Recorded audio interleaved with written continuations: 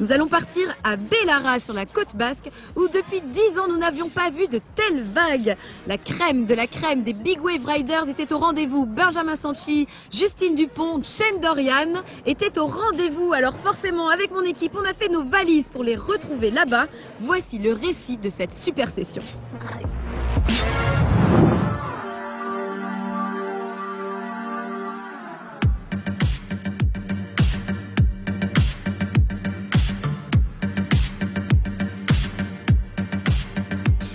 Bellara, c'est une vague massive.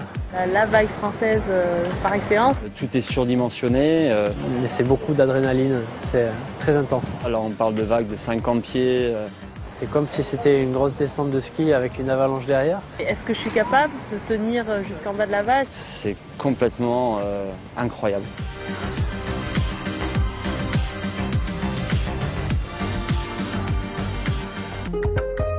Bellara, souvent observée depuis la corniche basque d'Ourougne, mais jamais surfée, a été prise d'assaut pour la première fois par des surfeurs de gros le 22 novembre 2002. 3 jours seulement après le naufrage du cargo Prestige dans le golfe de Gascogne, emporté par cette houle monstrueuse. Et la houle est arrivée vraiment très propre. Un vent offshore qui lissait le plan d'eau, les vagues étaient très lisses. C'était, je pense, les plus grosses vagues qu'on a vues dérouler à Bellara. Et 10 ans plus tard, le monstre a ressurgi. We begin with a monster winter storm battering the Midwest. Take a look at the radar. That powerful system of Arctic air is coming out of its central plains and grabbing moisture from the Gulf of Mexico as it marches. Il y a quelques semaines, la tempête Hercule frappait de plein fouet la côte est des États-Unis. Et pendant qu'une vague de froid extrême s'abattait sur des millions d'Américains, à quelques milliers de kilomètres de là, une équipe de Big Wave Riders profitait des dommages collatéraux dus à ces effroyables intempéries devant des badauds aux premières loges. Mais en fait aujourd'hui c'est un jour un peu particulier. J'étais très nerveux, j'ai regardé les prévisions météo ces derniers jours et la houle en approche et ça avait l'air énorme.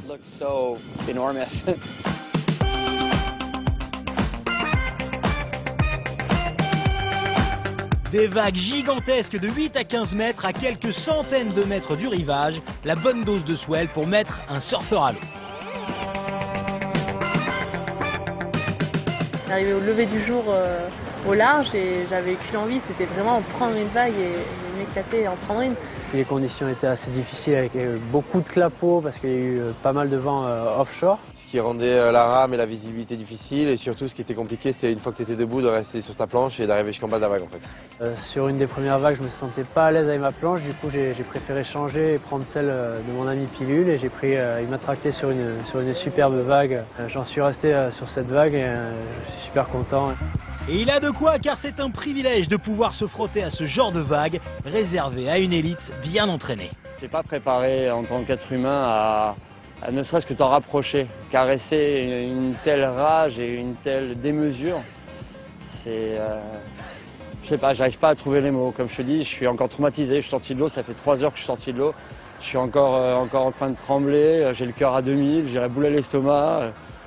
Non, il fallait vivre cette expérience parce qu'en tant que surfeur, je pense que tout le monde devrait avoir la chance de pouvoir vivre ça de près, de caresser une telle chose.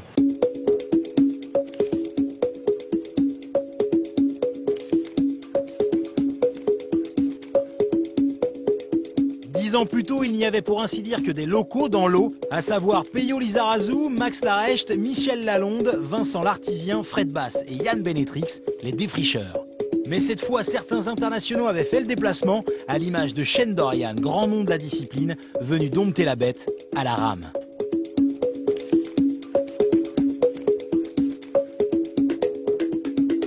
Je n'ai pas amené de planche de towing en France. Mon but était de venir ici pour prendre à la rame Bellara. C'était très dur, c'était un réel challenge.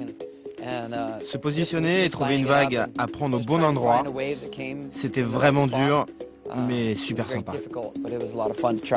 En plus les mecs étaient en towing, ils ont été super respectueux. Au bout d'un moment ils sont arrêtés de tower pour nous laisser tranquilles sur le spot et essayer de prendre quelques vagues parce que c'est assez compliqué, assez dangereux quand une fois qu'il y a pas mal de mecs qui rament et qu'il y a des mecs en towing en même temps, c'est un peu le bordel.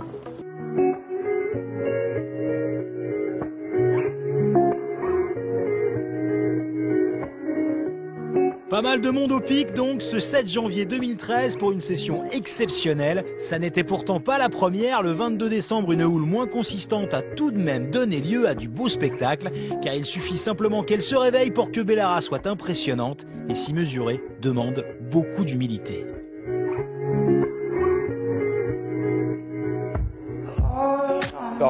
Bellara, c'est une vague extrême. Donc c'est vraiment très compliqué de la prendre à la rame. C'est une vague gigantesque en fait, c'est une énorme masse d'eau qui arrive super vite. C'est une vague qui s'arrête jamais. C'est une énorme masse d'eau qui vient de très loin et très vite. C'est un terrain de jeu gigantesque. Le line-up, la zone de départ est très vaste. Et c'est pas vraiment un haut fond où la vague s'arrête à un endroit précis et casse. Donc la vague, on la voit lever de très loin et suivant la hauteur de la vague, elle peut casser avec des différences de 100 mètres, 200 mètres.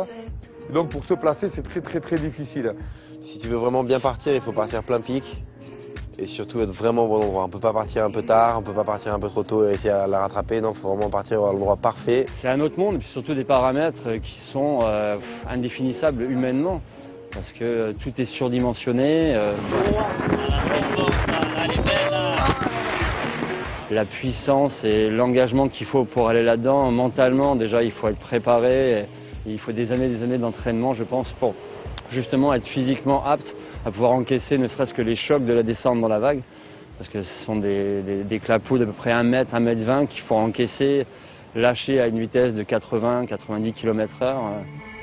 Un surf de haut niveau qui requiert des capacités hors du commun, un mental en acier trempé et une préparation à toute épreuve.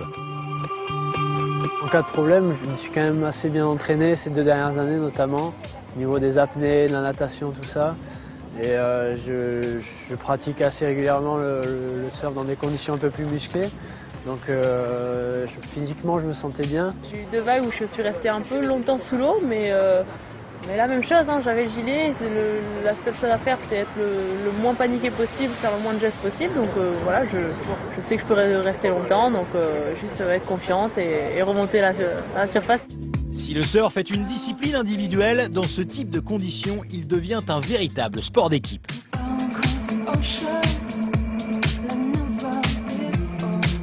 Alors en fait là quand même tout le monde fait attention à tout le monde, hein, c'est-à-dire que tout le monde regarde surfer tous les équipages et s'il se passe quoi que ce soit, tout le monde va intervenir, va aller chercher les surfeurs qui sont en difficulté s'il y en a.